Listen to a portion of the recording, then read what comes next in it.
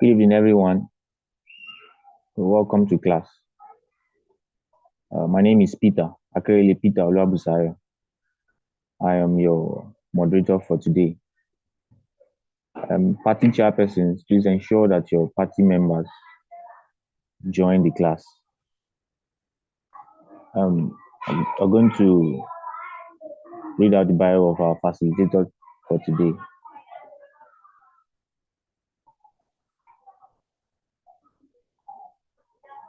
Our facilitator for today is Madam Amina Miango. She's a Nigeria-trained lawyer, chartered mediator, and election expert with over a decade of experience in election administration and management. She has worked navigating diverse areas of the electoral processes, including but not limited to understanding legal frameworks, governing elections, both domestically and internationally, election law guiding candidate qualifications, election dispute resolution mechanisms, political parties, and the complex interchange between legal statutes and electoral procedure. Throughout her career, she has worked to ensure the integrity and fairness of electoral processes, first at the Independent National Electoral Commission (INEC), where she worked with a diverse group of electoral stakeholders to improve the electoral processes. She currently serves as the project lead for the election project at the Center for Journalism, Innovation and Development (CJID), where she continues to develop initiatives to educate voters and enhance electoral transparency, integrity, accountability, and inclusivity. Ladies and gentlemen, please help me welcome our facilitator for today, Madam Amina Giambo. You're welcome, ma'am.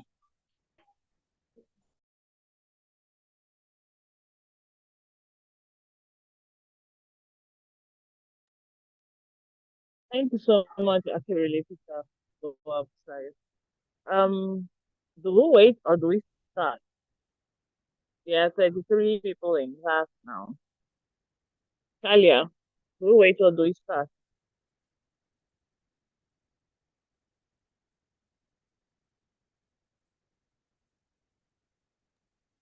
We can go ahead, ma'am. Okay, welcome everyone to class. It's good to be here once again in another cohort of the literacy class. Um, it's nice that more people, more citizens are putting themselves forward to learn about the electoral process. Because if there's one thing that is really lacking when you hear political conversations and conversations about elections and the electoral process, it's usually the gap in knowledge between what actually is and then what those conversations throw. So it's nice. It's an amazing thing that the electoral college is doing. Yeah, and they've been doing it for years, and it's nice that more people are taking advantage to learn about the process. Um, without wasting much time, it's Saturday. I don't know why my classes always fall on Saturday. Wumi, me and you will soon be if you don't stop putting my classes on Saturday. Anyway, Okay, you want okay. the slides? I think it's already been shared. No, it's not the slide. I said I'll soon beat you because my classes always fall on Saturday. I want to be sleeping, and then I remember Wumi's on my head about my class, so I have to run out. Like today, I didn't have light since morning. My laptop was down. I had to run to this hotel close to my house to sit Yeah, down and thank you so take much. the class. But cool. Thank you for So, that. no, it's fine. So without wasting much time, let's start class. Um, please sharing. Please can you move to the next slide, please? Okay. Election legal framework.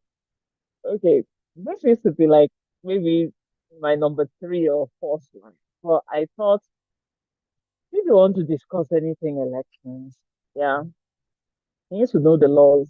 It's not just because I'm a lawyer, but because election is a legal process. I know political scientists will come for me, but yes, election is a legal process. It's because of the laws that we actually have elections. It is because of what the law says, how the law says we should do it, when the law says we should do it.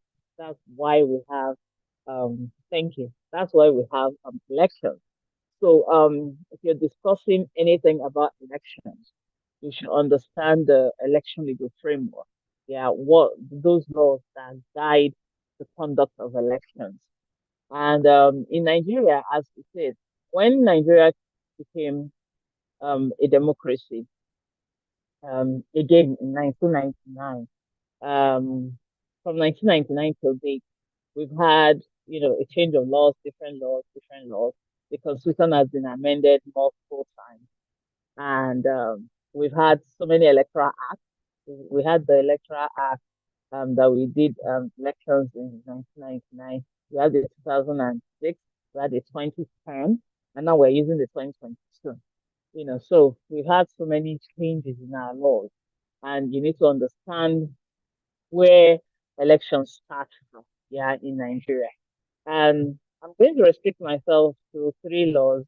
Of course, it doesn't mean that they are just three laws. I mean, Nigeria is a signatory to lots of international conventions that deal with civil and political matters. For example, the International Covenant on Civil and Political Rights, the African Charter on Human and People's Rights. All this provides for various forms of human rights that have to do with voting and political participation and all of that. So of course all of that will form part of the framework. But the thing with all these conventions, international conventions, is, excuse me, we've gone ahead to reproduce them in our laws. So that's why I've decided to concentrate on the domestic laws that we have. So of course, you can't talk about elections without talking about the Constitution 1999. Earlier in the week, I learned that. I mean, I've been a lawyer for for close to 15 years, yeah, and a professor of law, and I've always written the Constitution 1999 amended because the Constitution has undergone so much amendment. And a professor of law says, I think it was on Tuesday, says it's the wrong way of writing um, the Constitution. So, you learn every day. Even when you've been doing something for a very long time, you learn every day and you learn every day. So the Constitution 1999, the Constitution of the Federal Republic of Nigeria 1999 is the major law when you talk about elections. It is the law that creates INEC and the State Independent Electoral Commission. It is the law that provides for provides for political parties. It is a law that provides for what INEC does. All the functions of INEC, registration of political parties, conduct of elections, and all of that.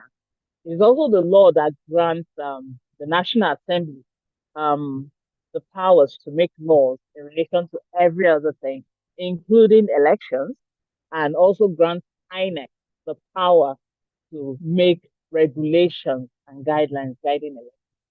So the Constitution grants all these things.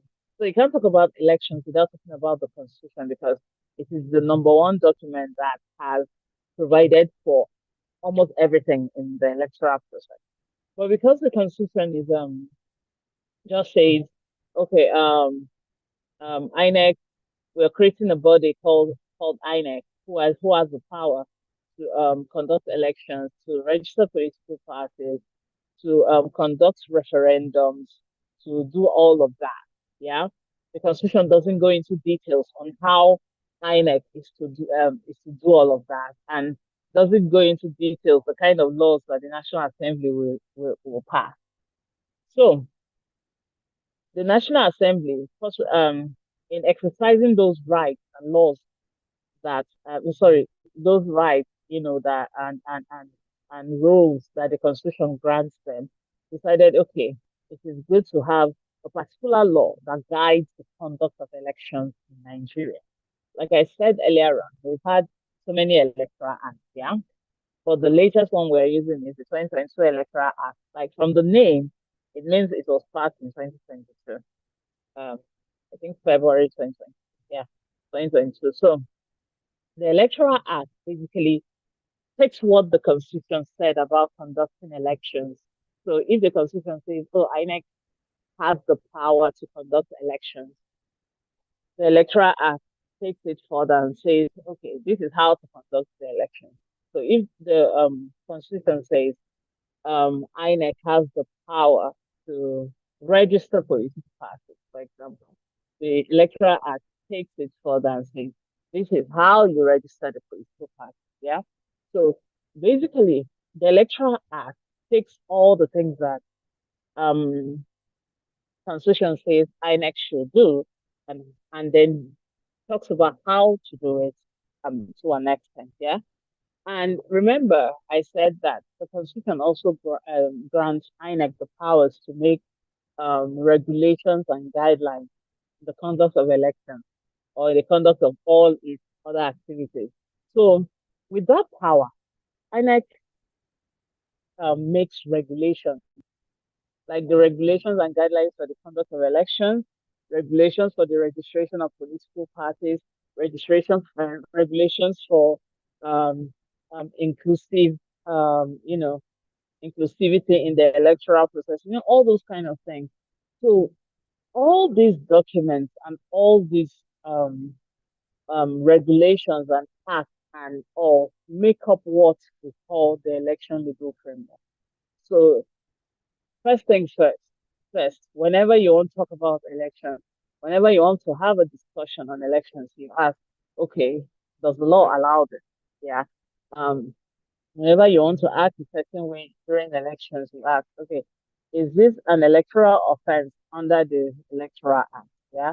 So these are basically the laws that guide the conduct of elections, which we refer to as the election legal framework. Next slide, please. Okay, so let's start getting into elections now. Um, a lot of times when we talk about elections, it looks like election is just that one off, event that happens on one day, then followed by the winner is announced and all of that. Yeah, and that's the end of it. But people who have worked in elections, people who have studied elections, people who have followed elections know that it is not a one day, it is not a one day affair. Elections is a long period affair, and it goes on and on for some time, for years. Yeah, you're planning, you're reforming, you're training, you're giving out information, you're registering, you're doing all sorts. Yeah. And because of that, all these periods that lead to voting on election day are put in a cycle and divided into periods. And then they are called the electoral cycle. So, what is the electoral cycle? It's basically the fact, a cycle that depicts the fact that election is not just a one day event, it is a multi activity, multi um, capacity, multi planning, a process. So it's not just for the election day. So in the electoral cycle, you have um, the pre-election. The pre-election is basically that period before the electoral period where you plan for the elections. You take care of for the EMB, that's the election management body. You take care of things like the budget and funding for the election. You take care of things like staff recruitment and training, voter education, stakeholders, stuff, observers, compilation, accreditation, party financing, registration of parties, voter registration, and all those things. So I'm sure we all remember when all these things happened shortly before our 2023 election. That's the pre-electoral period. That's when the planning for election is done.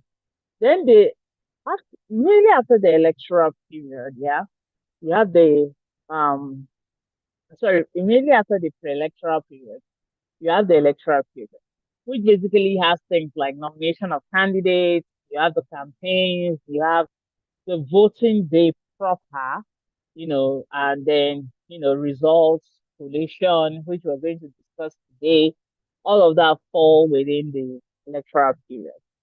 And then we have the selection period.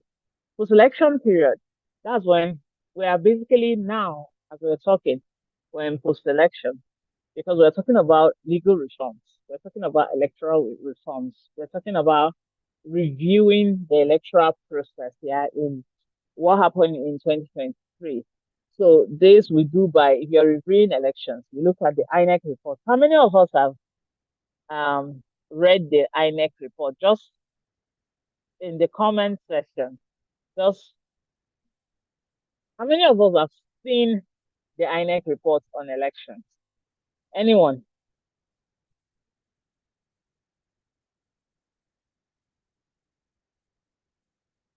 Am I alone in this one? Have any of you seen the INEC report on elections? Samuel said, yeah. Samuel, have you read it?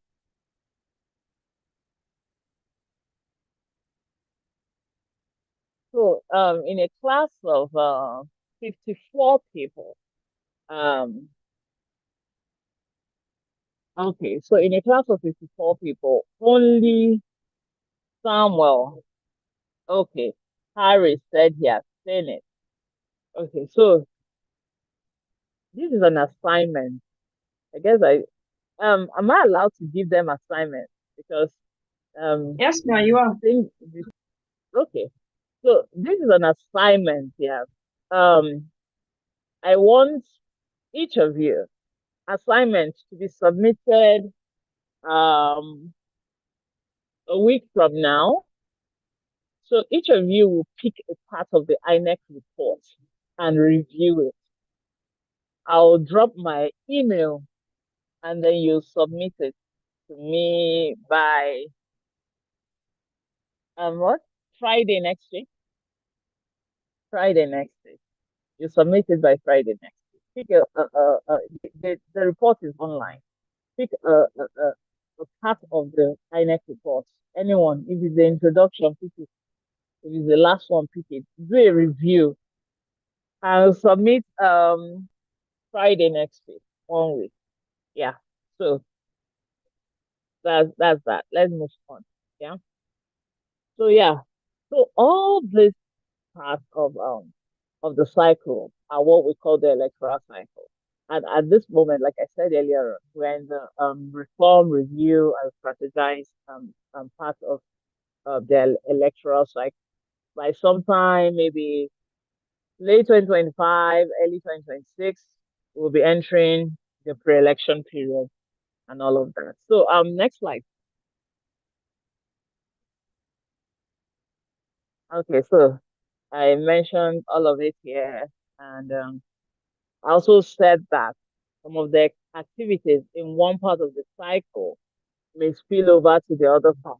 For example, you could have um, reforms, yeah, spilling into pre-election period. It's possible. So those are some of the things you need to look out for as you engage in election. Next slide, please. Okay, election electoral integrity. Please, can you move to the next slide because it will make more sense. So, we talk about, I don't know whether you, but electoral election experts, scholars talk about election integrity all the time. You hear election integrity. You have So how important is integrity, to the electoral process? The thing is, it's basically what makes or my election. Yeah, it's basically the scoring card for elections. So when you say, um, do these elections have integrity? If the answer is yes, you know that job well done to the EMB. The elected officials tend to get some kind of legitimacy from it, and you know that okay, you've done well. That's when you hear things like, oh, the election was free and fair and credible and all those things. But the thing about election integrity is that it's very difficult to define, especially when you consider that different countries have different standards for what you know they seem to like. Okay, if you take elections in the US, for example, and then you take elections in Nigeria, there are things that could be similar. We're all practicing a democracy, but there are also things that are largely different here. So it's very difficult to pin what election integrity is. But scholars generally agree that there are some characteristics that we all agree that make up election integrity. For example, are people are, sorry, sorry, Alexa, I didn't ask you to define election. Sorry, oh my God, sorry. This is what technology does.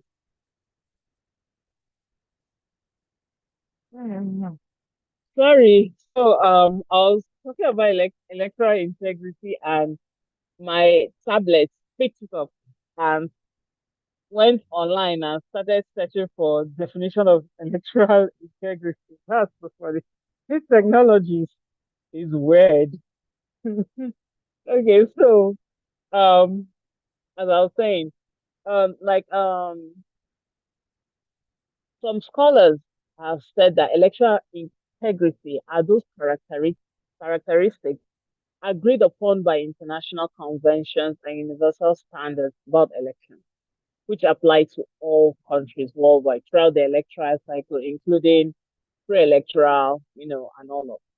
So you look at those basic things. For example, universal. Can you go back to the other slide, please? Universal adult suffrage. Yeah, the fact that everyone can vote. Everyone, as long as you've achieved the age of 18, that you can vote freely. Everyone has that one vote. Political parties are equal, yeah. And then there is an impartial, professional, and transparent election management body who conduct elections periodically.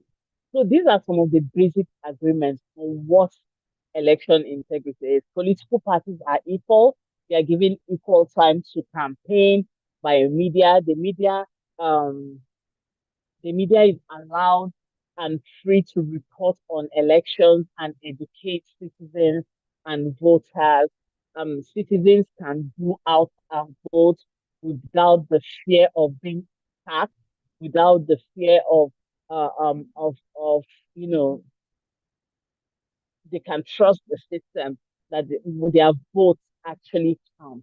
All these things, yeah, all of them, where these things are present, then you can see that the the electoral process, has integrity. So, do you think the Nigeria electoral process has integrity? You can answer in the comment section. After this small explanation, do you think the Nigeria electoral process has integrity? You can go ahead and drop your answer in the comment section. Next slide, please. Okay.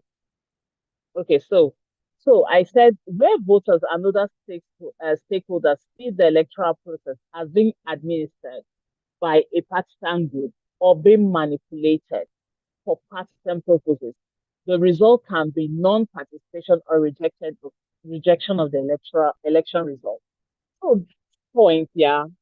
Recently, we did a survey in Edo and Ondo State. Charlie, I was actually the lead data collector for that survey in Edo State, and we came across from some really well, I don't want to some really disturbing perceptions about citizens have about our electoral institutions, about political parties, about candidates, about the judiciary. And the report will be out, I think, by next week.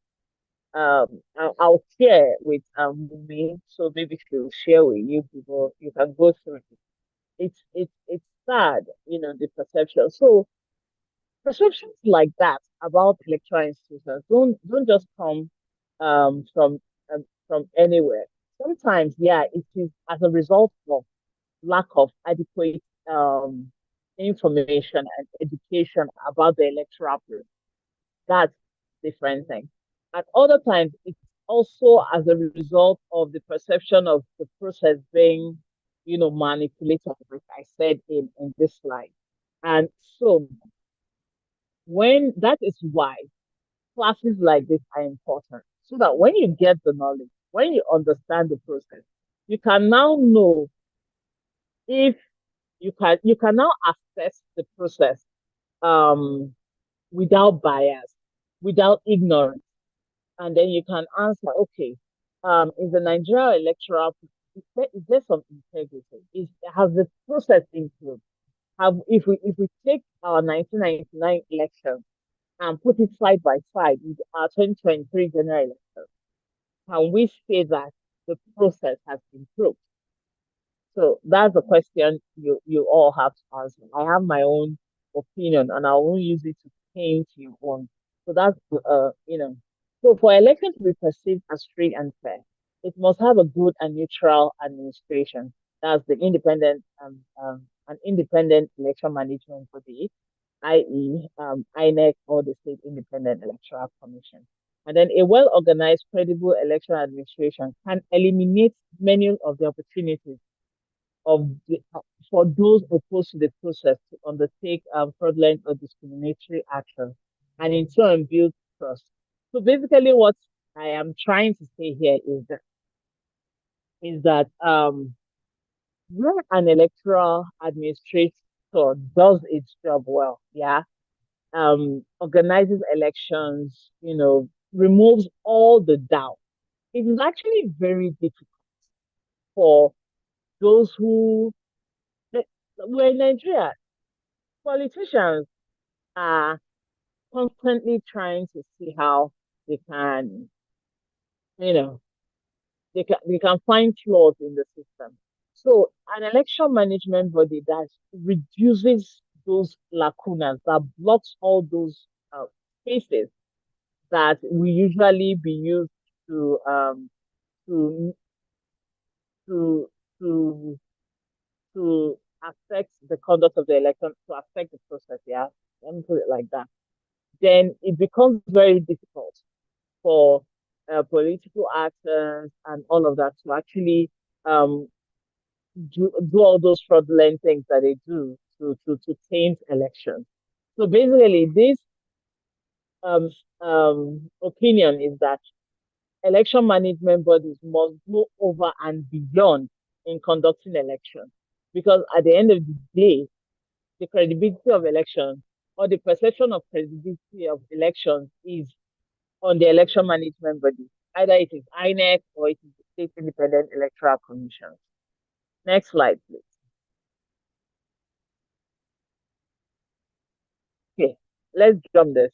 Next one. Okay, so let's enter collation of results. So I don't waste too much time. So I'm sure a lot of us have participated in elections, we've voted, or we've even contested elections, or we are members of political parties, and we followed um elections, from the beginning to the end. I'm sure at some point after voting, we've seen how votes are counted and how votes are computed together and all of that. So collation for me, I don't know about others. I don't know about other scholars and election researchers, but for me, collation of results is probably the most important part of elections, especially trace um when you trace the historical um, electoral process, even from as far as 1960 till date, you see that most times where we have problems in our um, in our election day activities is when it comes to collation. So sometimes, voting goes peacefully, everything is fine. And then it comes to collation and we start facing problems. So I said that collation is an important aspect of election day administration, if not the most important. Yeah. A well-managed election process can be compromised where collation is not handled properly. Where collation is not done transparently and accurately, the credibility of the process will be questioned, leading to the rejection of the results by stakeholders. So, what is this collation? Collation is the tabulation or summation of votes cast at an election.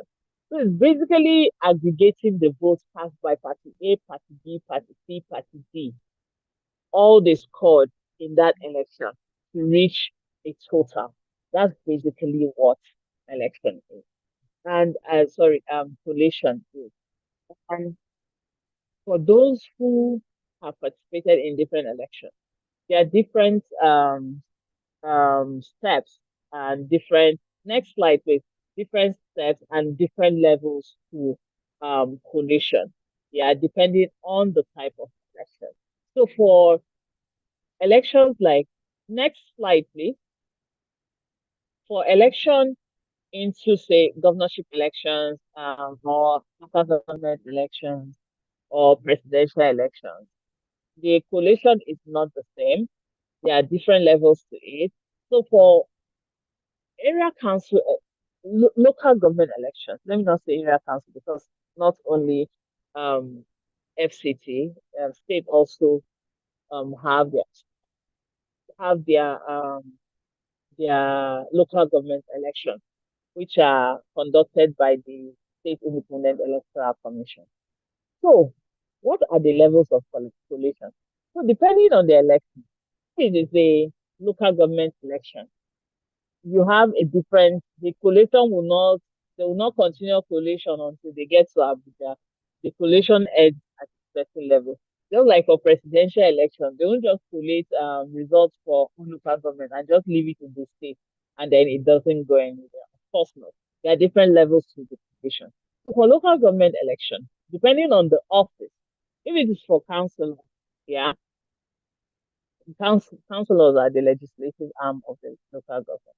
So if it is for counseling, collation ends at the ward level because each councillor, the ward is like is the the constituency, yeah, for councillorship election.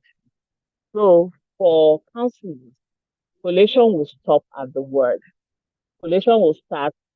You take all the results from the polling units which make up that word and take it to the ward level. You collect all those results and then you announce the winner of the election. But if it is for election for chairman, it's a little bit different because chairman are representatives of local government.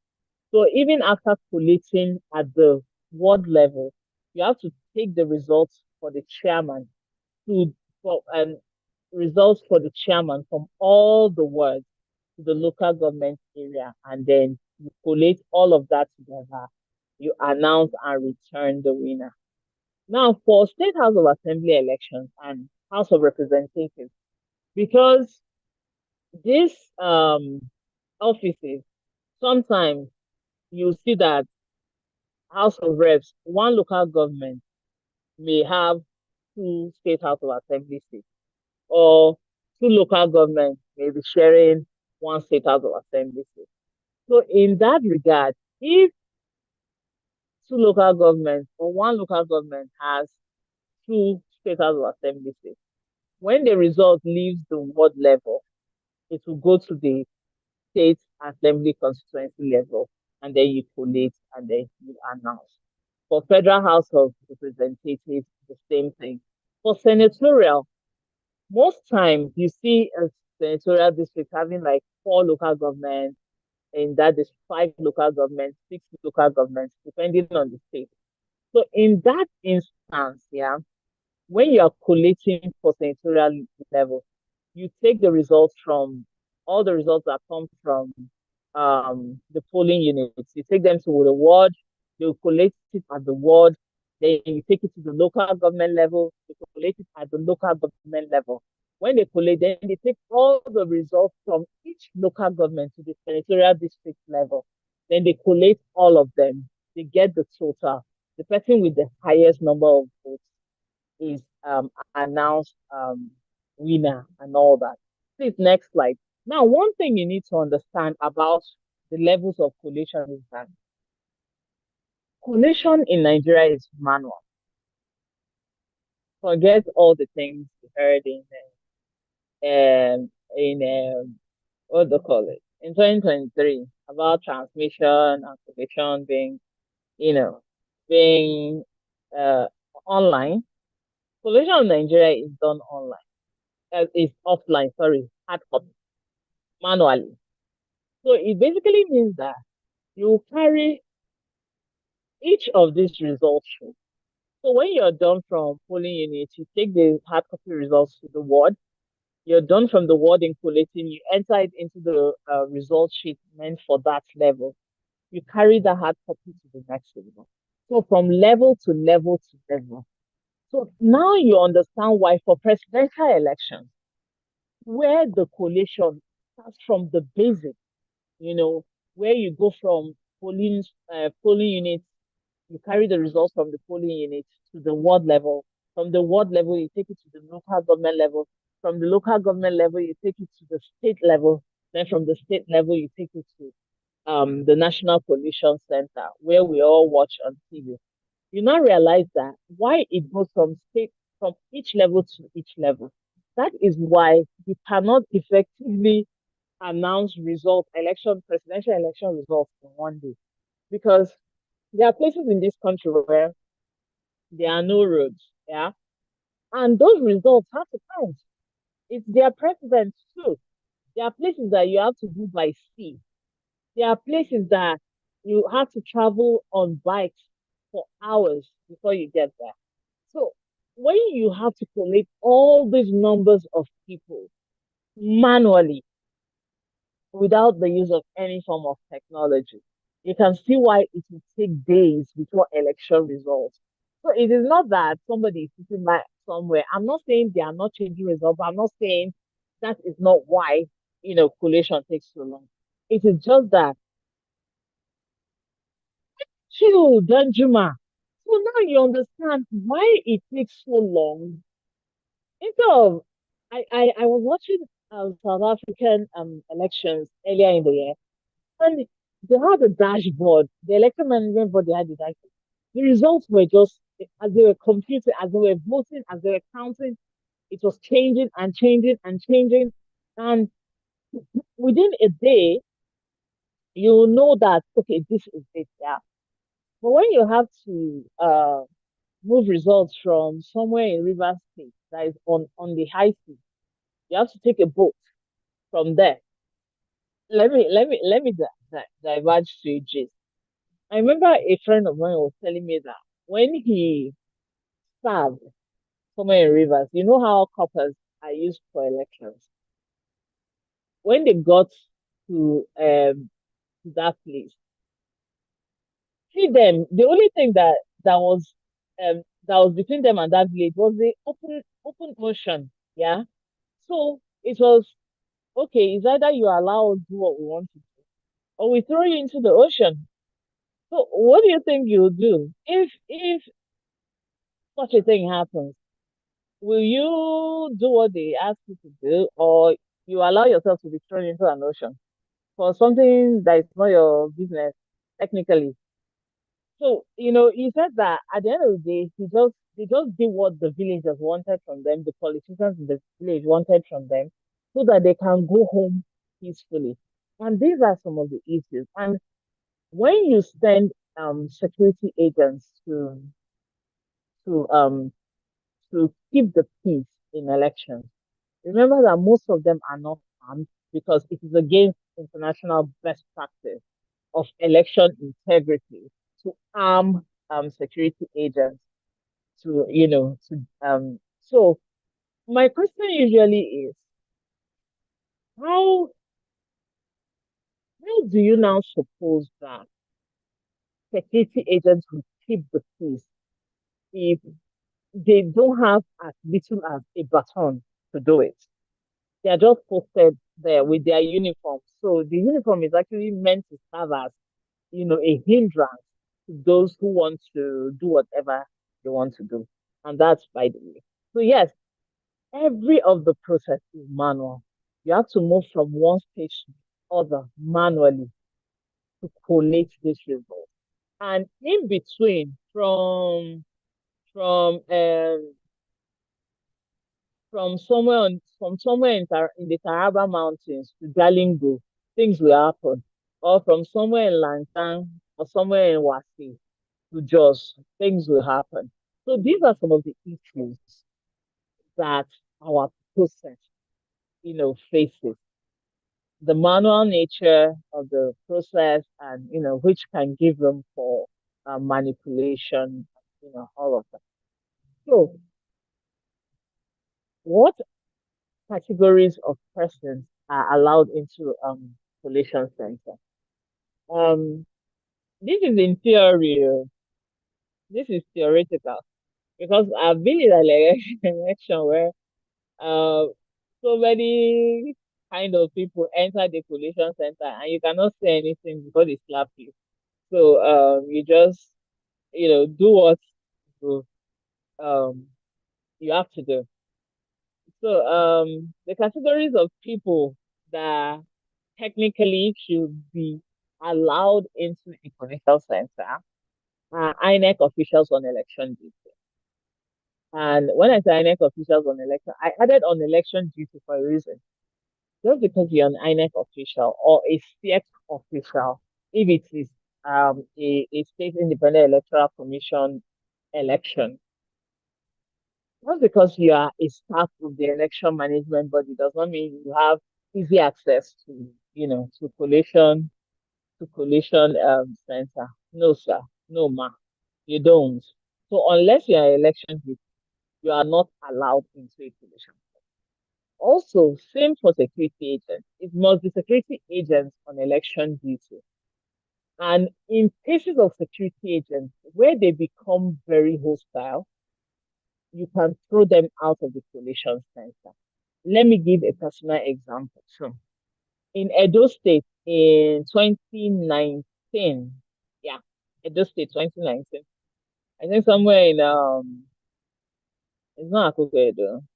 Is that Auchi area? That Auchi area? Yes. I was monitoring elections, and then I got to the center, and this very drunk um um policeman, he was drunk and he was making a nuisance. He was harassing people. He had even beat up, I think, some voters that were just there waiting. All of that, so he had to get some soldiers to get him out of that place because his own policemen were just. I think maybe they thought it was cute. I don't know. But we had to get some soldiers to throw him out. I escalated it and then he was taken out of that place and then things resumed. So just because you're a security agent does not mean, even if you're on election district, doesn't mean you can cause nuisance. You, the presiding officer or any other INEC staff with the authority can get you through. Also, another category of persons that are allowed into collation center are candidates or their accredited agents. Every candidate is meant to have an agent registered, I think 14 days, at least 14 days to elections or something. What does the law say? Yeah, I think that's what the law says. So as a result of that, all those agents are the ones allowed into the collation center. And the way it is now, all agents have their cards, agent cards issued by INEC, and I think they have their pictures on it and their details and all that.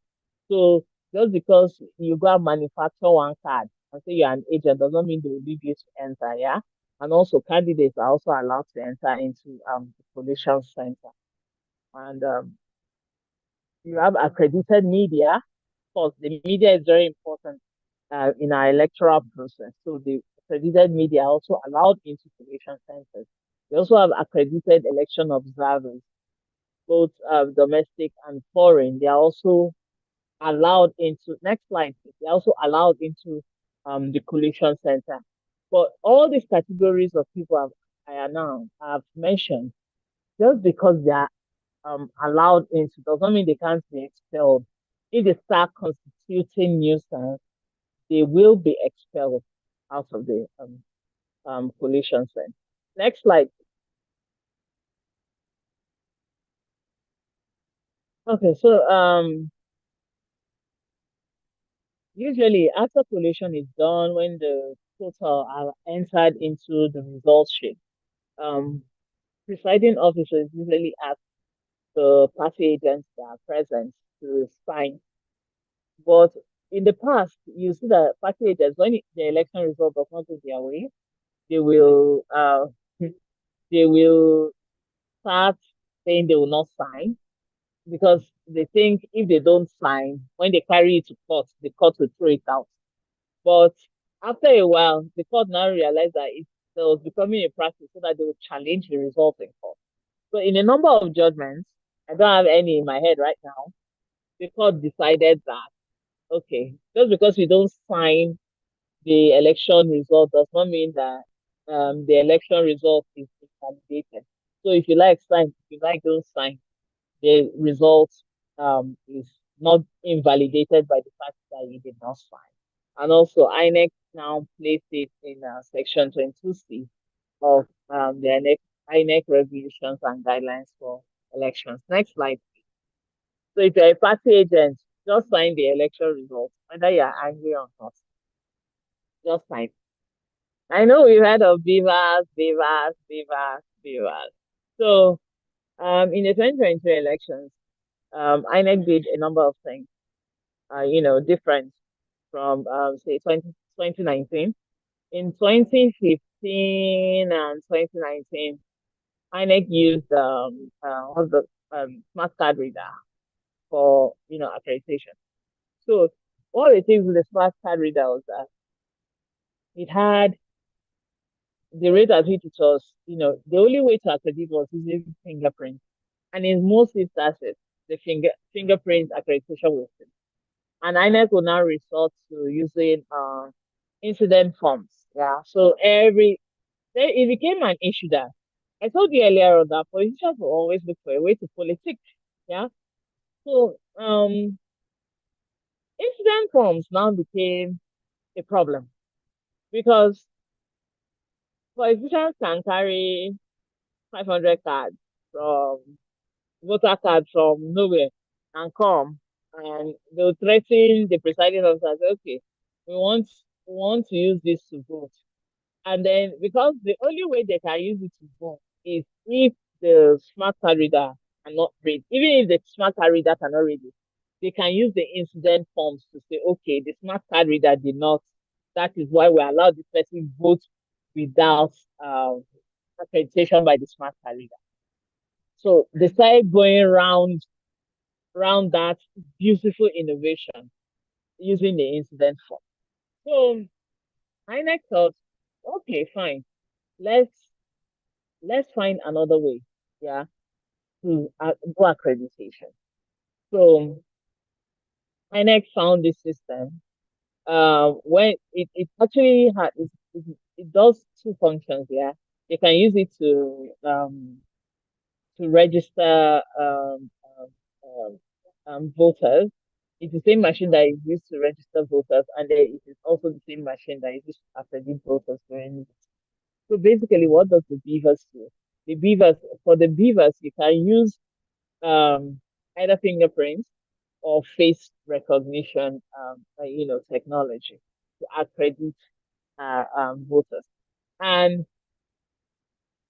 INEC, the Electoral Act and INEC guidelines now took it a step further in situations whereby um, beavers accredit people, and then we come and we see that the number of voters on your election sheet is 70. The result from that place will be counted. So those are some of the ways INEC tried to, sanitize the system in 2023. Then also INEC has this system that the collation support and result verification system. So sorry, like I said, I'm somewhere and some people are watching football. So if you hear any goal, it's from the bar. Apologies for that. So the CSRVS system. Basically, awesome. Thank you so much, Oluwaseun, for sharing the report. So the CSRVS basically, is a an electronic version of the result sheet. So instead of we've seen situations whereby you see a lot of cancellation on results sheet, and those cancellations become very suspicious because you say, why is one person canceling results like that? So I know say, okay, let's create this system, the says AVS system, that somebody will be there beside the person with the hard copy results sheet. Yeah. I'm sure some of you will say, okay, if you can create electronic version of results, so why can't you just use it to do transmission of results? Yeah. Why can't you just use it to collate the result and do transmission? Me too, I'm asking that question. Yeah, I'm also asking with you. The sales AVS, it's an electronic version of the result sheet, exactly as it is in hard copy. So as they are calling the numbers, the sales AVS officer imputes the numbers and then gets, of course, you know how Excel is. Excel will give you the numbers as it is. Yeah. So that by the time the other person is filling them, the mistakes will be reduced. So that's what, one of the innovations that were used generally in INEC had used Divas and Sales AVS in other elections before the 2023 election. But I think the 2023 elections was the first time they were deployed widely. So of course, IREV, we all know what IREV is. All of us have seen IREV. If you've not seen IREV and you're in this class, you are wrong. Go and look for IREV. It's online. The results viewer, just check results for presidential elections, senatorial elections. All of them are on the IREV portal. Basically, so that citizens can see the election results in real time. I'm not saying all these processes are perfect, of course, but they brought a certain credibility and inclusiveness in the election because okay, oh, I can view results. Ah, it's been nice, you just go and you check it out and all that. Next slide, and you know, feel like you're following the process, yeah, and all of that. So challenges in the collation process. Um, I'll just stick to it. I'll go from I won't itemize. I'll just stick to it. So for me one of the major challenges is that our process is too manual. I'm not saying we should go full blown technology, all of it, but we can at least use technology to improve. And like I mentioned earlier, the TLS RVS process, this can basically become how we collate elections and transmit results.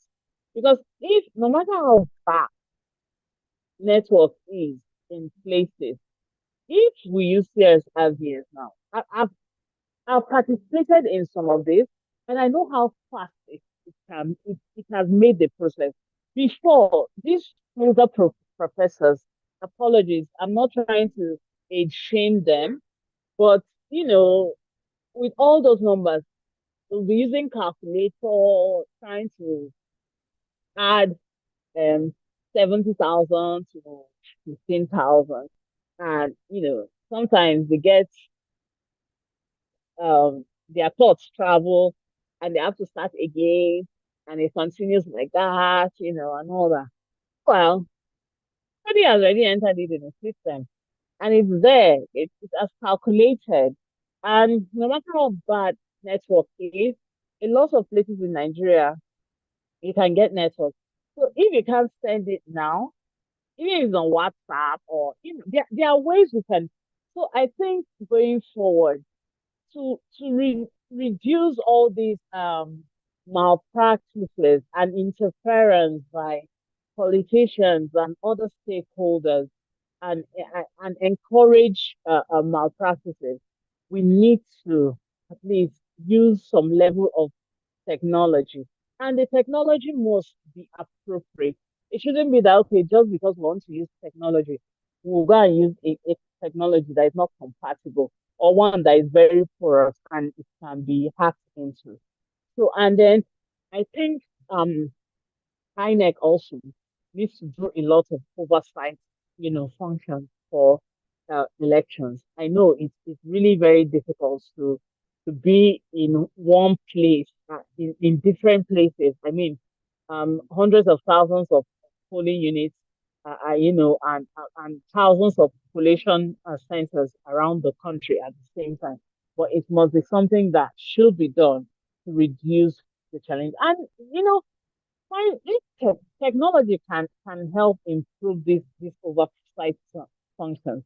So in all, I think one of the issues to check election personnel and election malpractices, interference by stakeholders, the inappropriate technology and all of that. I think an appropriate type of technology can be deployed to deal with all of this. And then at least to an extent, will reduce some of the issues in collation of results. Because honestly, we can't continue the way we've been doing. The manual system cannot continue. At some point, we'll have to, improve it some way. And I hope that it will be during the 2027 elections. Next slide, please. I hope that it will be during the 2027 elections because what happened in 2023, all the issues cannot happen again. So I'm supposed to do post-elections too. So what are some of the post-election activities that happen when all has been said and done, when results have been collated and announced and winners have been announced and returned? What next? Two things. One is to issue certificate of return. Section 72 of the Electoral Act says that every candidate that has been declared and returned as winner in an election to be issued with a certificate of return within 14 days. That's what the Electoral Act says. The second thing that happens after post-election is we head to court. That's what lawyers like, election petition. We head to court. Next slide. And what do we do in court? How do we approach court? Why do we approach? Election petitions are basically the only way you can challenge election results, and you do it through specialized courts called election tribunals. So you cannot finish election and you lost and you say, okay, you're going to federal high court to challenge the election. So throw it out. You cannot say, okay, I did state house of assembly elections, I lost. Okay, I'm going to the Supreme Court to challenge it. I'm sorry, sir. I'm sorry, miss. You'll be thrown out. So, like I said, election petitions are the only way to challenge election results. And the tribunals are usually set up 30 days before election. And then you open their registries like 7 days before the election. For presidential elections, the Court of Appeal sits as the presidential election tribunal. And then after the presidential election tribunal has given their judgment, I'm not even supposed to teach you this was then because if you followed election in 2023, you should be the one teaching me this thing. These people will follow PEPT when they were sitting. And after PEPT, they when PEPT gave the their judgment, it went to the Supreme Court. So that's basically what I'm saying here. And then for governorship elections, for those of you who follow governorship elections from your state, like for my state, after the governorship election tribunal finished their uh, they they went to they went to the Court of Appeal, and then the Court of Appeal, I think the Court of Appeal pursued sacked my governor, and then the Supreme Court now restored him. Yeah. So for governorship, you have governorship election petition tribunal. Then it goes to the Court of Appeal. From the Court of Appeal, it goes to the Supreme Court, and the Supreme Court, of course, is always the final court. From the Supreme Court, you can't appeal. You can only appeal to God, and go and pray. But there's no court after the Supreme Court. Again, after that, you need to wait for next election to contest again. So for National Assembly and State House of Assembly elections, National Assembly, of course, you know that's the Senate and the House of Representatives. Please, it is not Federal House of Representatives. Please don't call it Federal House of Representatives. I always hear people say Federal House of Representatives, and it is annoying. Please, it is House of Representatives because there is no State House of Representatives. So why are you calling it Federal House? Anyway, so National Assembly, State House is Senate and House of Representatives, and then you have the state houses of assembly in each of the 36 states, and those ones have the also next slide please also have their own National and State House of Assembly election petition where those who want to challenge the result of elections go to. Now, you can't just throw after 50 days and say you want to go and file election petitions. Nobody will answer you. So you must file your election petition 21 days after the date the results are declared. Anything after that, you cannot. If you file it, I'm not even sure they will collect it.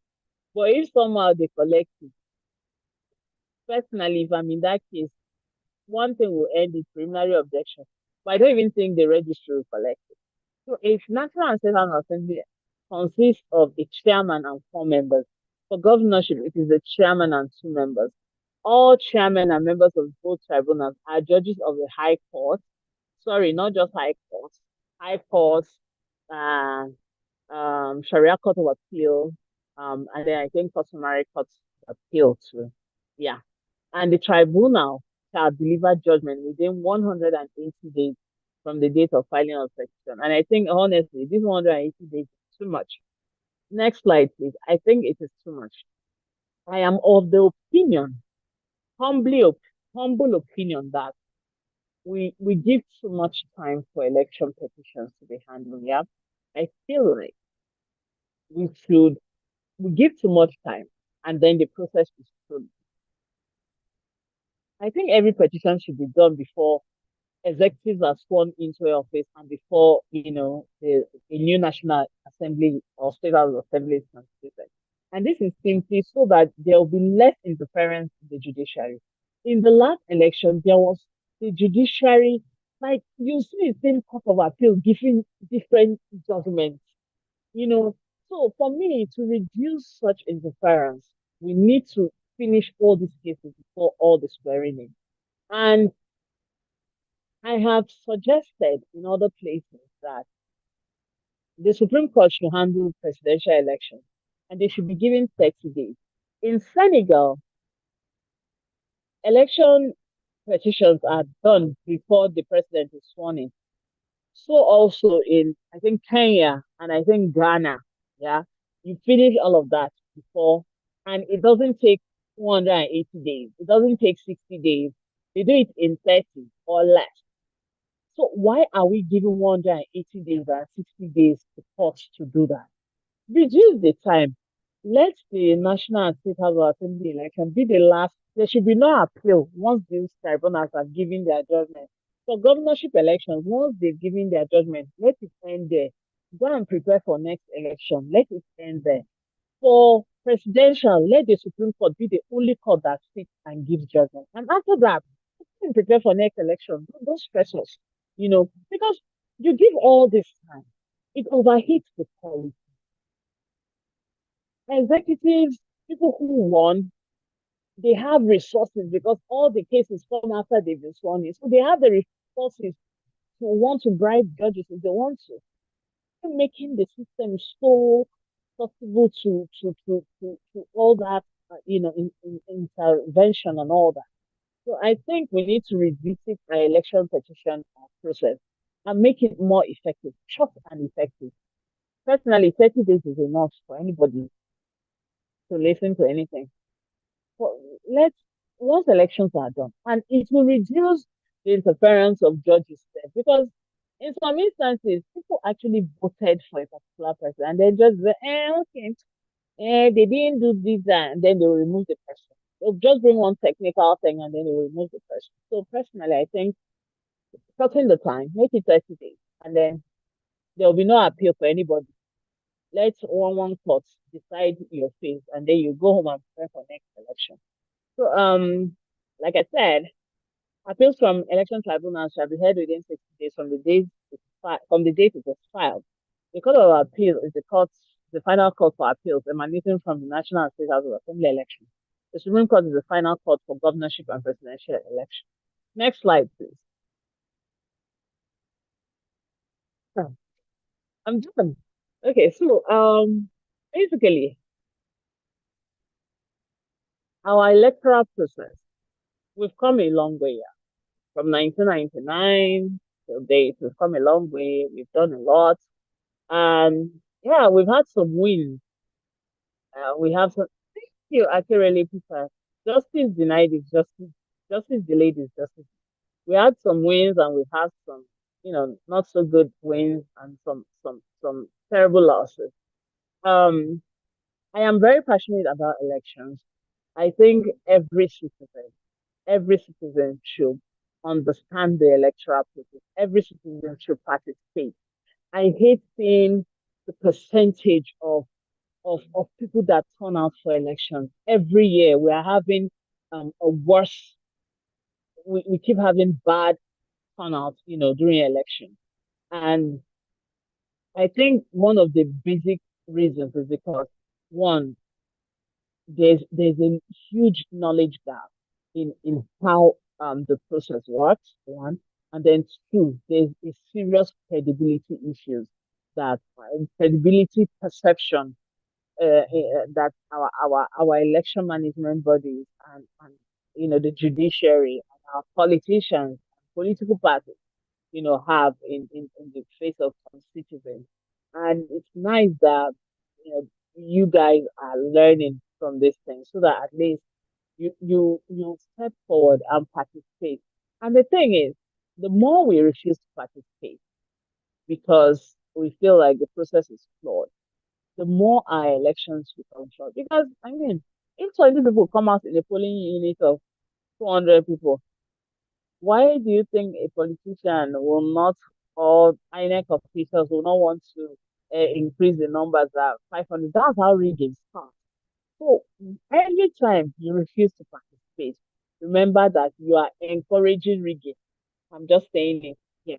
Every time you say, "Oh, okay, I don't want to go because I don't trust INEC," "Oh, I don't want to go because um I don't trust politicians." Politicians will do what they want to do. That thing annoys me so much every time I hear it. Every time you refuse to participate, you are given the chance for the process to be interfered with. I hope that at least if you've learned nothing else in this class, it says that you must participate. You must participate, whether it's convenient or not. You have to participate. Thank you very much. And now we can open the floor for questions. Okay, thank you very much, ma'am. It was very enlightening and educative. We go straight to the questions now, and just the way we usually do it. You raise your hands, and then we will tell you to unmute. And if you can't, maybe you're in a place that is noisy, you can drop your question in the chat box. So I'll go to the raise your hand if you have a question. Okay, Daniel Adedeji Adekoya. I've asked you to unmute. Please go ahead and ask your question. All right, good evening, ma, and good evening, everyone. I don't know if you can hear me, ma. Good evening. We can hear you. Please Good go evening, on. Daniel. All right, all right. Keep Yeah, going. so the class was really insightful, and I think this is one topic I've always wanted to be part of. So yeah, so I just want to ask a quick question. Sorry. So during the elections last year, I had an initiative. Well, I actually did it actually, like to mobilize people to for what's it called, to get their voters card and participate in the election. But I noticed just one problem. It is difficult to reinstate that form of trust in our system, that's in electoral processes. So my question now is that how can we convince mostly those that are within the age of, let's say, 25 and above? Because it was easier to convince those that are within 18 to, let's say, 22, 23. But those that are 25 and above, it was a whole loss, because they believe that since they've experienced several elections, they don't just trust the system, and it was very difficult to convince them. So, is there like a method that can be imbibed, to see how we can instill that trust in them one more time? Thank you, ma.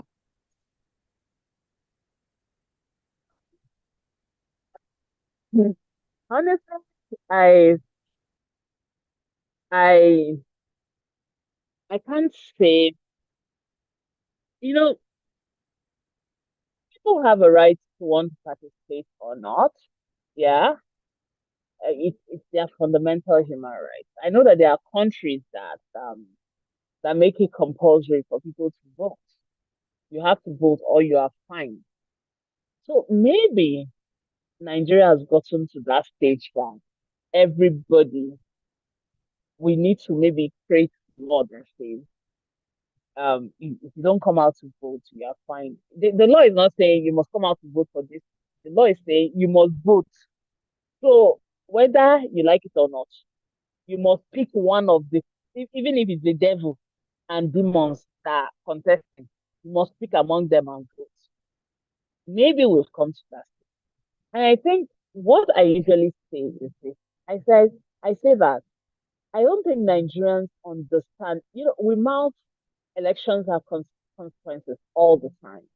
We say it. I think we've taken it to be some sexy phrase that we just say that, but we don't actually understand the impact of that statement. Elections do have consequences. Maybe that's what those categories of people need to be made to understand.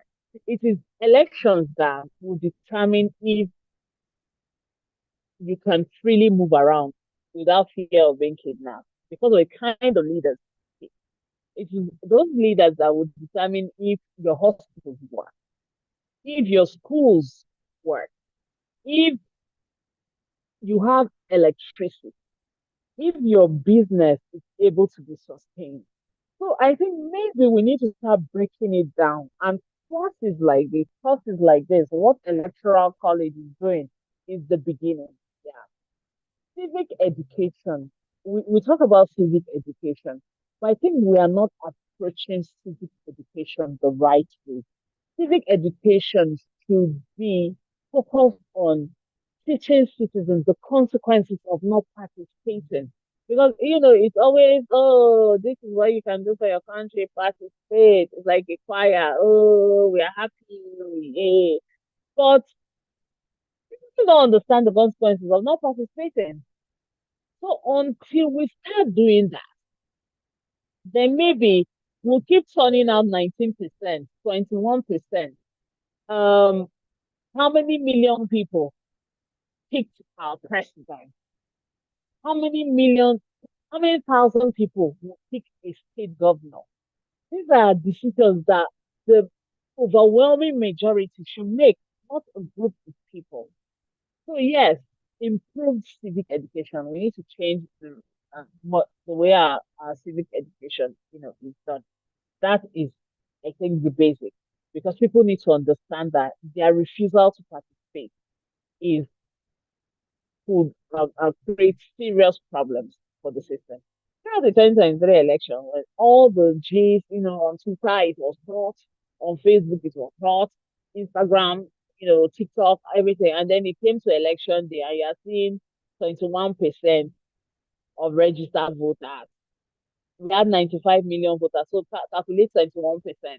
So that people that came out to vote, and you know, forget all the issues that the elections are. Okay, yeah, the election was rigged, yeah, whatever you think happened to the election.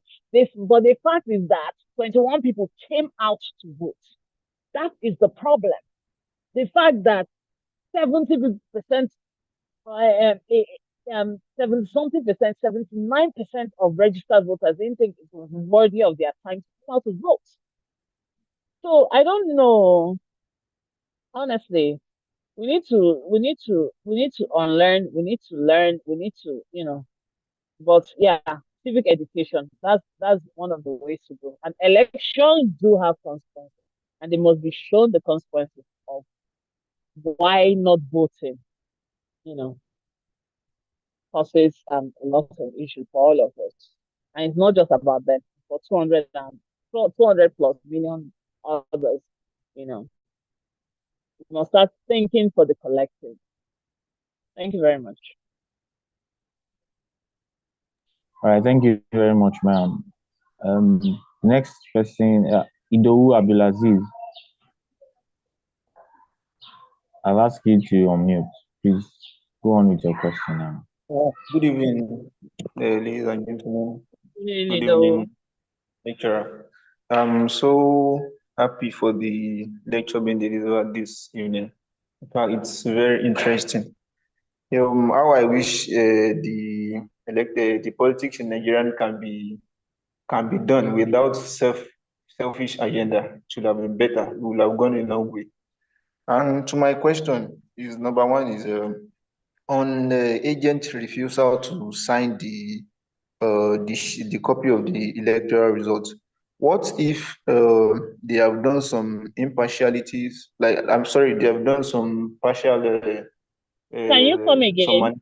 Can you come again, please? Sorry. My question is agent refusal to sign the election results sheet. Can you hear me very well? Yeah. Yeah, I can hear you very well. Let's say, for example, the result has been manipulated in the sense that the number that was counted was not the number that was written on the election result, and he refused to sign the election results. And after 21 days, it was taken to the petition the results. So, what do you think they can do to that aspect, where they've already manipulated the results and the agent is not ready to sign because of the manipulation? And number two, I don't think you made mention of the ADR in election dispute resolution on the last page you presented, ma. Likewise, okay. Let me start. I will also employ that certificate of return should be issued after all petition has been resolved, irrespective of what might happen during the election process. Thank you, ma'am. Okay. All right. So about the ADR in elections, I did it's because it's a very controversial, area. Just last week I was at an event, and ADR in elections was mentioned, and a lot of people there, no, it can't be done, it can't be done. But I'm of the opinion that it can be done. If we put it into the law that it must be done, then they will have to do it. That's the only way to catch politicians. Let it be in the law that if you don't do it, you can't move to the next thing. They will actually do it. Yeah. So basically, APR is alternative dispute resolution, basically using other methods of dispute resolution instead of going to.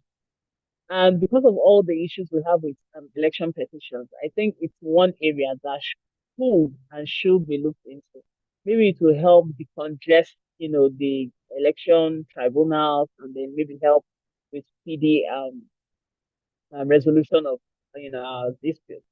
As for the one on party agents, the thing is beyond beyond the law is very smart, and this is why I say the law is very smart. Sometimes if you allow for something to happen, yeah, people will take advantage of it. And I think that's what the law was trying to say. So that if you have proof that your results were manipulated, go to court. Go to court, present all the evidence that your result was actually manipulated, and the courts will look into it. But if you allow the fact that um you know every agent must sign before that result becomes valid, I promise you that 90% of results in 90, not 90% will not be signed, and we will have a problem. And that is why that law exists, to protect such issues.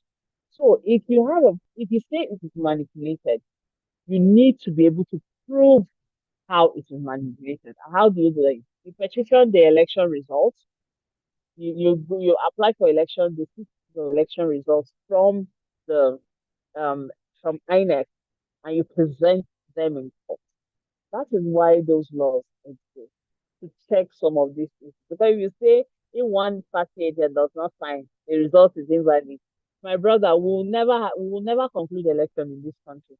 Because nobody, they'll stop signing.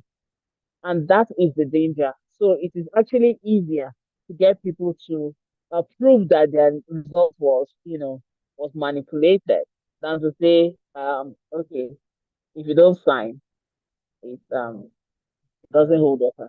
And yes, I agree with you that certificate of return should be issued after all tribunals have start and finish. But it will, if we retain this kind of a tribunal that we are doing, that tribunal sit for 180 days, it will mean nobody will be sworn in. That's what it will mean. So unless we reduce the number of time that our tribunal sits, I'm afraid that we have to keep to the 14 days. Well, the law also says you withdraw it. If the tribunal remove the person, you withdraw it. It's as easy as that. You withdraw and then you issue the new person another one. Thank you very much. All right, thank you very much. Amma Ewong, I've asked you to unmute. Please go ahead and ask your question. Okay. Thank you so much. Good evening, ma'am. Hi, good evening. Good evening, everyone. Good evening. Yeah, my question is of course, you were right when you said in the last election, the 2023 election, about 20 something percent of the total registered voters came out to vote. And there are two things, in my own opinion, that are responsible for this.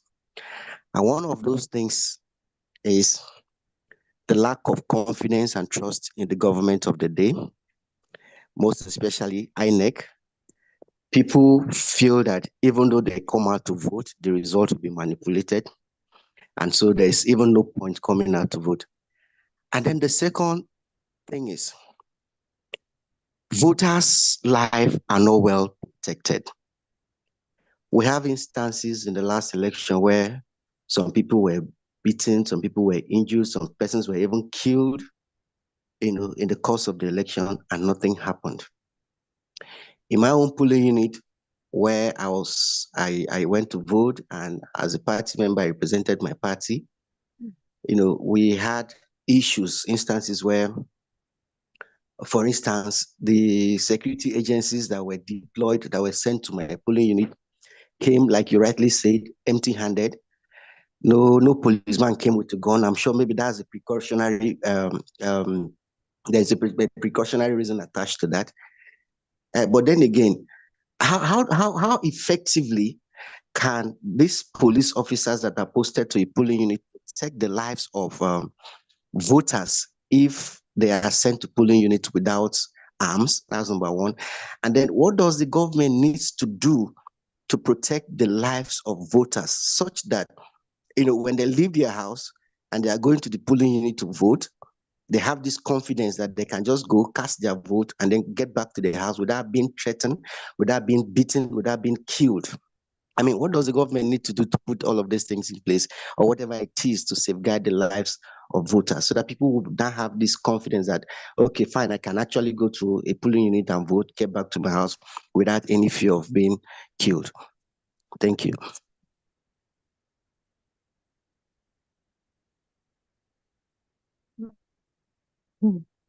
Honestly, I wish I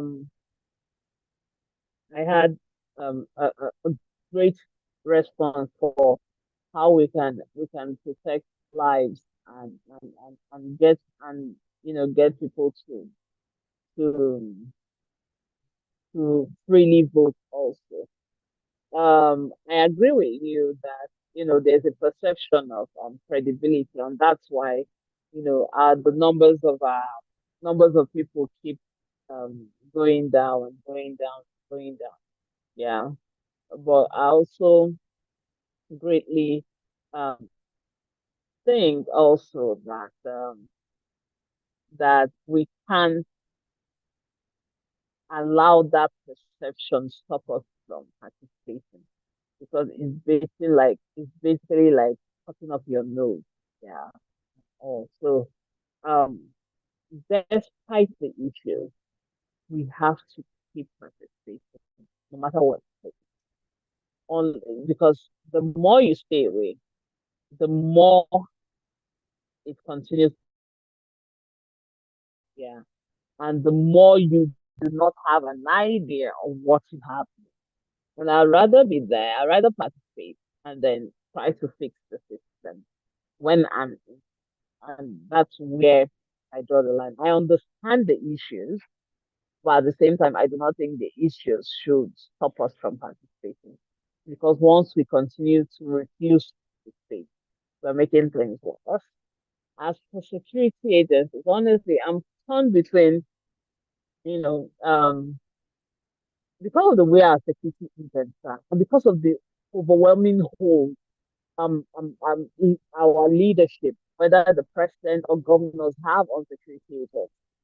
I'm afraid of what will happen if you say carry arms to polling units. It will disrupt the process further, because anything can happen. Yeah, they can decide to send every other person away to enforce the narrative. So, and generally, when you see other elections around the world, not just in Nigeria, there is nowhere where security agents go in with weapons. And I know our case is special. Yes, I know our case is special. But still, I think it's a very um, slippery slope take by allowing security agents to take weapons into police stations. This is where citizens also, I mean, you can't place the responsibility of protection of citizens with the citizens. It's something I've always frowned on. Well, I guess it's something that has to remain like that, because the opposite of of not allowing arms in polling units is a dreadful situation to think of. I don't even want to imagine how this will happen, but honestly, I have no adequate response to that. I have no adequate response to that. But personally, I will not want to see security agents with guns and weapons in polling units where people are just there to vote. With the history of our security agents, that's a disaster. Thank you. All right, thank you very much, ma'am. Obi Godwin, I've asked you to unmute. Please go ahead and ask your question. Thank you so much. Good evening, ma. Thank you so much for your educative class. it's a very, very interesting topic, but I want to first of all agree with you on the aspect of our people always shying away from the polling unit because of the result of the electoral outcome. I want to agree with you because regardless of the circumstances surrounding the electoral result or electoral outcome, I believe that is very, very poor. And because of that, it can always keep giving the political elite an edge over us, because once we shied away from the polling unit because of the unforeseen outcome, or because you think, or anyone thinks that the result will be manipulated at the end of the day, so what's the need? Then for me, it gives them a lot of chances to manipulate those uh, active registered voters who did not use their chances to vote. I agree with you on that aspect. So, but I want to look at this, and I wanted to shed more light on this aspect of political participation and awareness. So in a society where maybe who is supposed to escalate the political participation, or who is supposed to encourage it through the use of media? Is it the politician that is supposed to pay, or the functions of the government to pay the media to, or to, be able to decentralize this information to every nook and crannies of the society, so that they can see it as their responsibility that even though it is not mandated that I have to go and vote, it is your right, but you should also understand that you not voting is also creating a problem in the system. Who is supposed to be motivating or paying the medias to carry out this political participation, to encourage it? That's my first question. The second question is, at the local government, level, when election is being conducted, most of the time in Nigeria, the state electoral INEC are the one conducting the local government election. And in Nigerian cases where the governors dictate who becomes the local government chairman, how do we ensure that the local government election will come out pure without the influence of the governor dictating who becomes the chairman in the local government? How do we ensure that going forward, even with the autonomy, the financial autonomy that has recently been granted on the local government chairman? So how do we ensure that? So those are my two questions, man. Thank you. Thank you very much. Okay, on voter.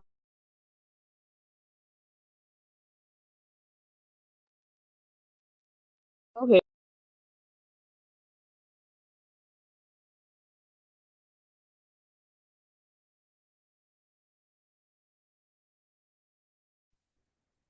Somebody is muting me. Sorry, that was it. That was an error.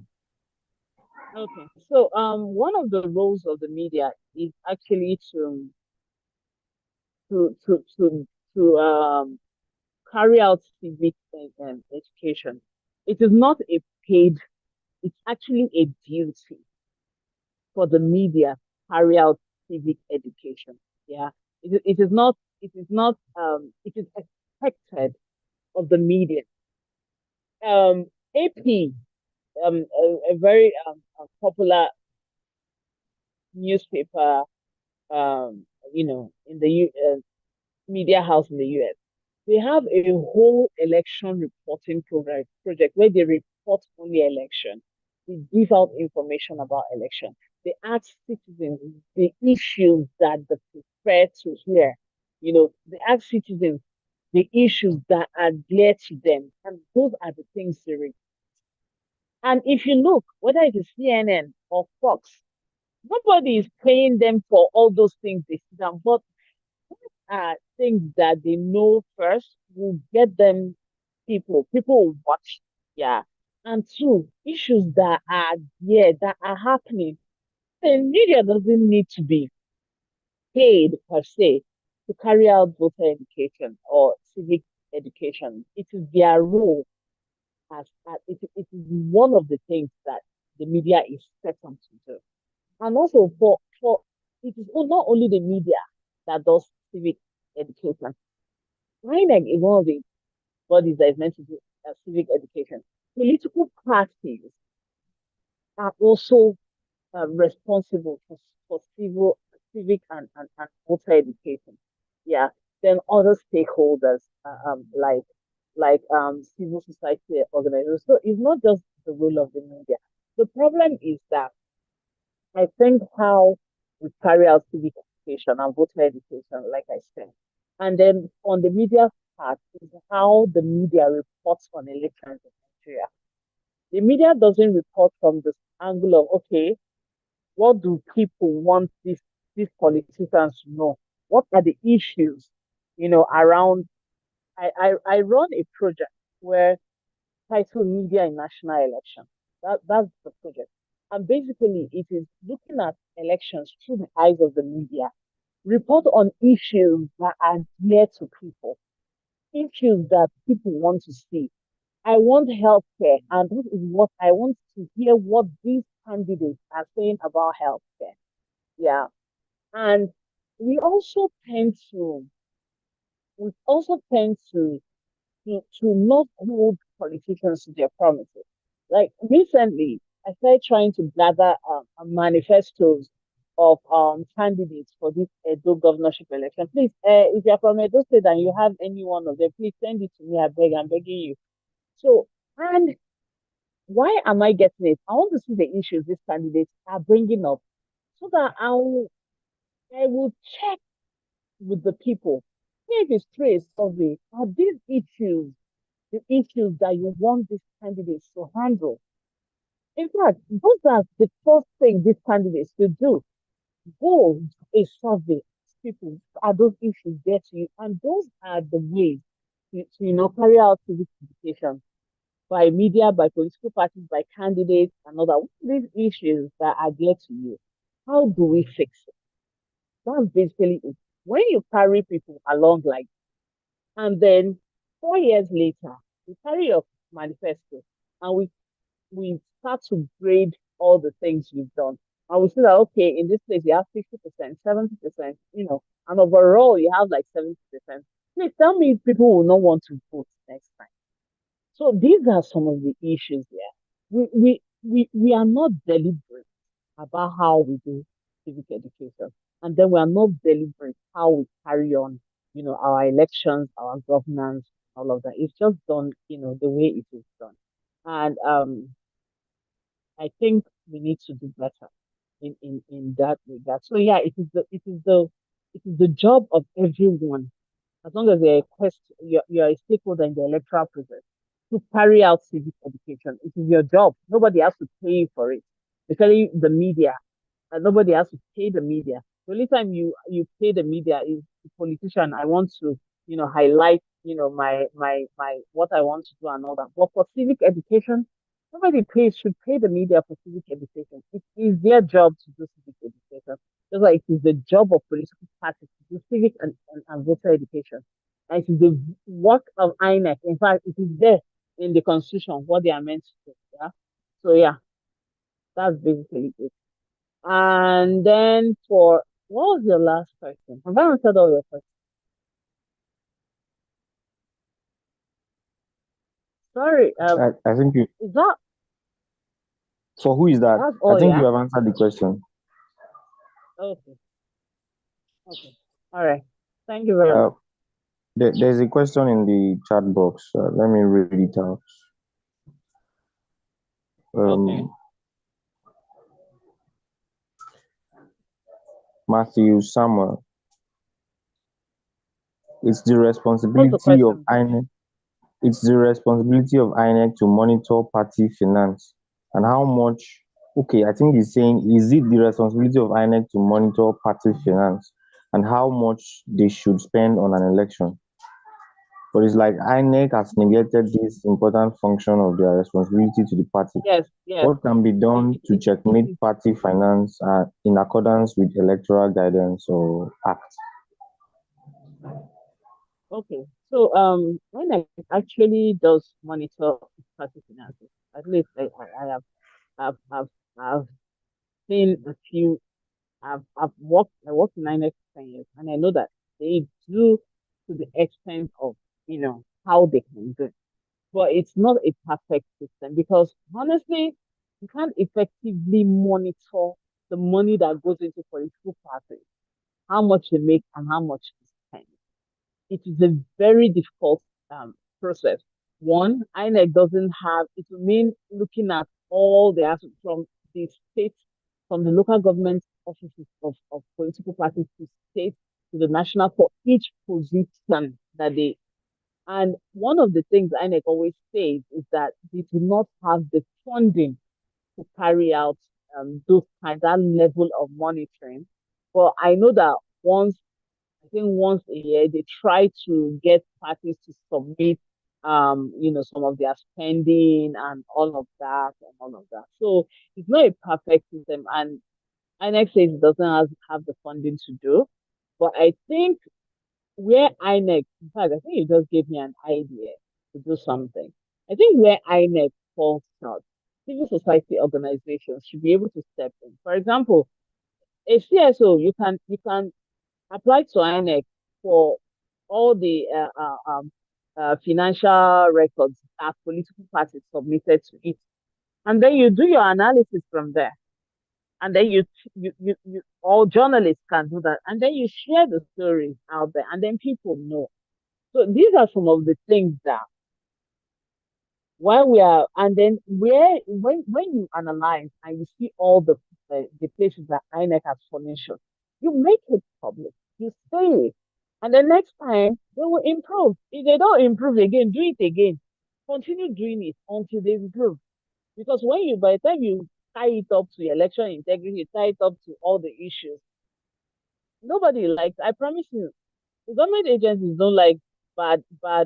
They don't like the bad rep. Especially INEC, they don't like those issues coming up. They will fix. So these are some of the things. We also need to step up as citizens. I know some of you work with CSOs. That's one of the things your CSOs should be doing. Like now, you just gave me the idea that I'm going to do it. First thing on Monday morning, I'm going to write an FY INEC to request for documents for financial distance that political parties have spent in elections in the last three general election cycles. So I'll do a comparative analysis. And I'll publish it, and people will learn. Thank you for giving me that idea. God bless you. Next All right, question. thank you very much. Let's take another question from the chat box. This one is from Oluwaseun Oluboyo. It says, what's being done to move us away from manual collation? Are platforms like the CSRVS being actively improved? If so, how can we, the general public, contribute to or be carried along? Honestly, that's a question for INEC to answer. I'm not INEC. That's for Mahmoud to answer. And I cannot answer the question. I don't know what they are doing to improve the process, but I know that electoral reforms are ongoing. So those are some of the issues that will actually come up. Method of transmission, how voting will be done going forward, and all those things. So let's just watch and be actively involved. You can follow up on what the National Assembly is doing towards electoral reform, and then you follow up and monitor the process. But I cannot speak for INEC. I do not know what INEC is doing, but hopefully, we'll keep watching and seeing what is being done by the National Assembly, who are charged with changing the laws and improving electoral laws. Thank you.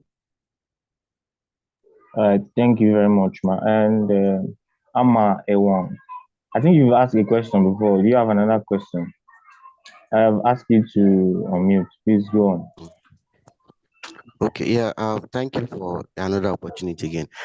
Sorry, this last question is just a follow-up question to the other question I asked. And the question is there an institution that is responsible for persecuting those who carry out election violence during election? And if there is not, Is there a way an independent institution can be set up to persecute those who are involved in election violence so as to serve as a strong deterrence to those who always have this mindset that when it comes to election, they are hired as dogs to come and disrupt election? I think this will somehow repose, confidence. If this is done, this will somehow repose confidence on them voters to come out and vote. Because I'm saying this because of the experience I had in the last election. I lost a brother who was killed, and up till today, nothing has been done. And those who carried out that act are still roaming the street, and nothing is being done about it. So is there an institution that can be set up, if there is none, to persecute those who are involved in this election violence, to serve as its strong deterrent? And of course, this might in turn repose some level of confidence on voters to come out and vote. Thank you. I'm so sorry about your brother. Our it's usually sad to hear such things about happening in elections.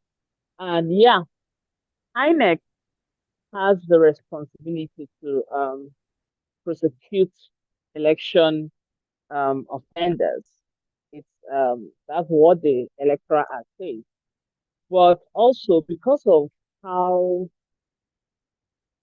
ineffective INEC has been in prosecuting election offenders, there has been agitations and calls for INEC to for a new institution to be created with the sole aim of prosecuting of election offenders. And it's in the works. There's a bill before the National Assembly. I think it has passed second and third reading or something. No, second reading. Yeah, there's a bill. The Electoral Offences Commission um, bill, which is before the National Assembly. Hopefully, maybe before the next election, we'll have an institution that is created solely to prosecute election offenses to probably improve that process and make it more effective by then. I'm so sorry about your brother once again. But yes, there's a bill before the National Assembly. But at the moment, INEC is solely charged with the responsibility of prosecuting election offenses. Thank you. All right, thank you, ma'am. I think we have come to the end of the questions here. Ma'am, but before we go, I don't know if I'm permitted to ask a question. Ask, please go ahead. DED, ma. Go ahead, please. Okay. My question is, if INEC defaults, like if INEC does something that is did not do something, maybe by action or inaction. I hope you get what I'm trying to say. Maybe Yes. they did not do what they are supposed to do, or they did what they are not supposed to do. Who will be punished? Is it somebody within INEC, or the chairman of INEC, or the election will be cancelled? Now, why I ask this question is because earlier in this cohort, the Yeah. ED mentioned Yeah. something that went wrong in the 2023 election, general election. He Yeah. mentioned that according to the Electoral Act, and when I checked it, it Yeah. was actually in section 84, subsection 13, that Yeah. all political parties must provide a register, Yeah. an updated register of their delegates before Yeah. primaries, convention, and all of that. And from the look of things, I don't think any of the political parties followed that instruction. I don't think they submitted it, according to what ED also mentioned, that they did not submit it. So who is to be held The, accountable for that? I'm sorry, but at least I know one or two that did. Oh, they That did. submitted a register of members. Yes, I know one Oh, or all two right. or three or four that actually submitted a register of members because I was still in INEC then, and my colleagues and I spent days and months satisfying those monsters So yes, I'll never forget that they actually did. Okay, so in So case when if things all right. okay, go Okay, on. I was going to ask that in case a political party or all political parties do not follow that instruction, what happens? Who is going to be punished? Okay. So it depends on what the law says. Yeah. If the law says that failure to do that means you cannot do something, then that is what will happen. You know, people assume that every action has a punishment in it. It's not every action Yes, that is criminal in nature. Yeah.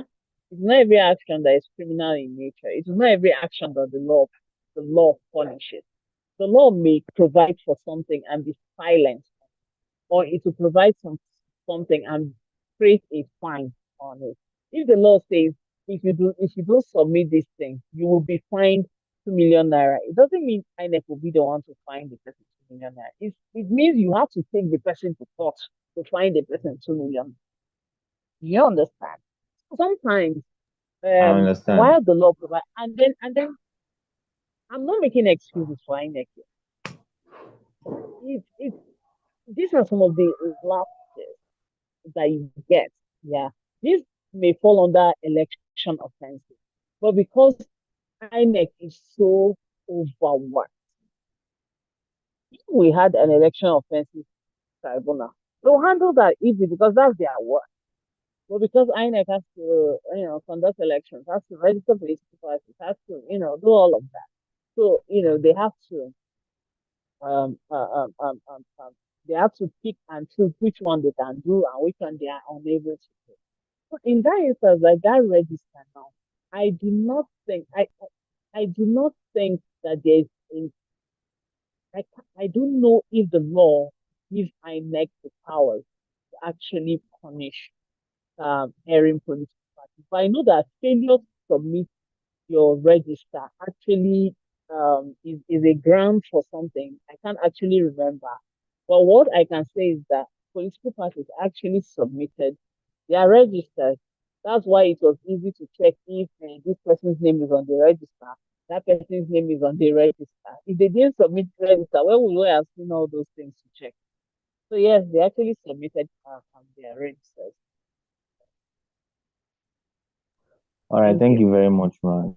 That's clear now. Okay, someone said you did not answer his second question. Obi Godwin What was the said second question? the state's INEC conducts elections in Nigeria local government. Oh, In Nigeria, okay. I remember the uh, one about what can we do to. Honestly, let how me do not we lie to ensure you. that every local government election is free from the influence of the state governors?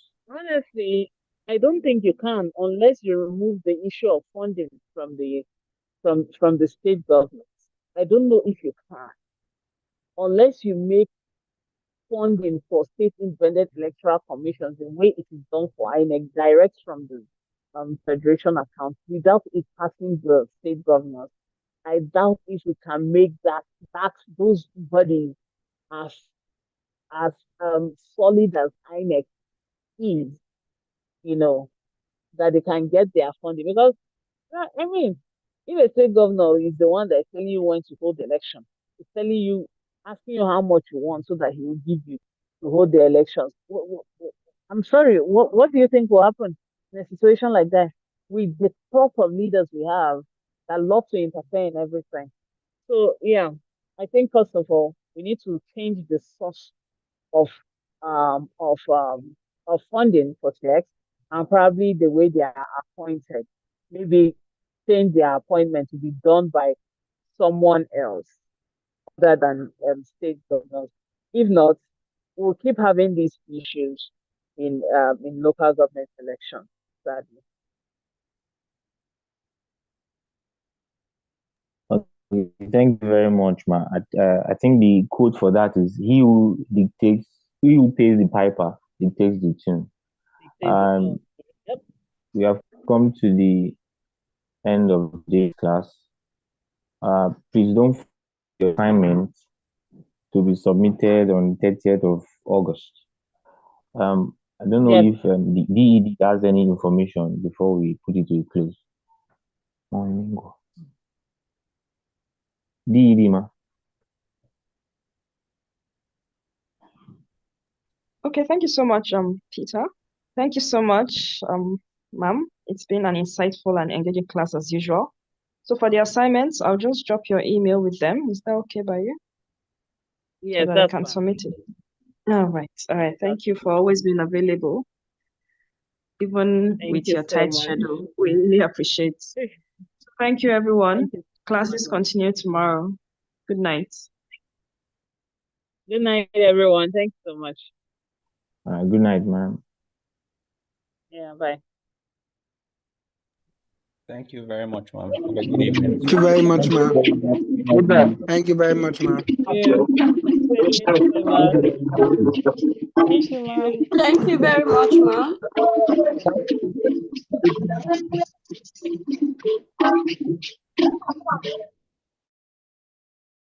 All right, Charlie, you can end the class. You have the host function. Thank you.